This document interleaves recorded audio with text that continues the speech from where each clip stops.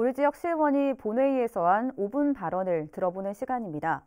오늘은 세종시 장군 연서, 연기면을 지역구로 두고 있는 차성호 의원인데요. 전국 최고의 세종시 보육 서비스를 위해라는 주제의 5분 발언, 내용 들어보겠습니다. 통계청 인구 동향 조사에 따르면 지난해 출생자는 27만 2,400명으로 3만 300명 줄어든 반면 사망자 수는 30만 5,100명으로 1만 명이 늘어 사망자 수가 출생자 수를 넘어서면서 사상 처음으로 데드크로스가 발생하였습니다. 이를 두고 각 언론에서는 인구 절벽이 현실로 나타나고 있다고 앞다퉈 보도하였습니다. 더구나 2016년부터 2020년까지 저출산 대책으로 150조 원을 쏟아부었지만 결과는 OECD 출산율이 꼴찌라는 충격적인 결과였습니다. 이제는 출산율만을 올리기 위한 현금성 지원이 능사가 아닌 일과 육아를 병행할 수 있는 환경을 만들어주는 것이 중요한 시점이라 생각합니다. 가정에서 일과 육아의 병행을 하면서 맞닥뜨리게 되는 첫 번째 상황은 어린이집을 통한 보육 현실입니다. 세종시의 경우 국공립 어린이집, 직장 어린이집 등의 공공보육률, 이용률 50%를 목표로 2020년까지 75개의 국공립 어린이집을 개소하였고 21년에도 새로이 28개소를 확충한다는 계획을 가지고 있습니다.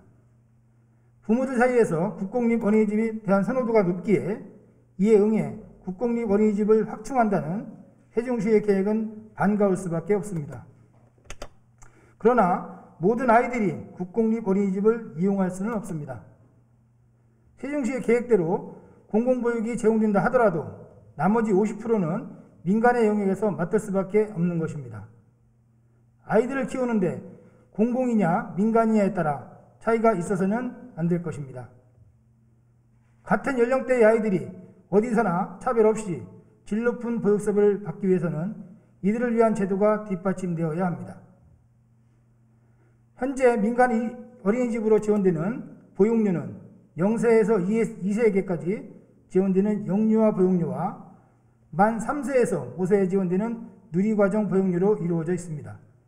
영유아 보육료는 국비 65%와 시비 35%로 이루어져 부모 부담이 없는 반면 누리과정 보육료의 경우는 정부 지원이 되는 일부 금액을 제외하고는 차액 보육료라 하여 부모 부담금이 발생하게 됩니다.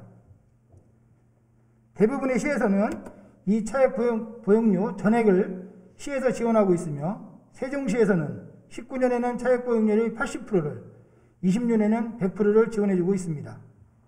그러나 문제는 어린이집으로 지원되는 이 차액 보육료가 시도별 차이가 있어 2020년 기준 서울의 경우 14만 8,800원인 반면 세종시의 경우 그의 절반에도 미치지 못하며 전국에서 두 번째로 낮은 것으로 나타났습니다.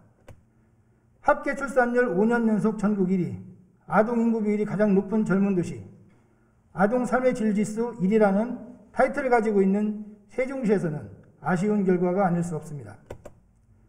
세종시에서도 이에 대해 인지하고 민간 어린이집에 대한 지원을 늘리려는 노력을 진행 중입니다.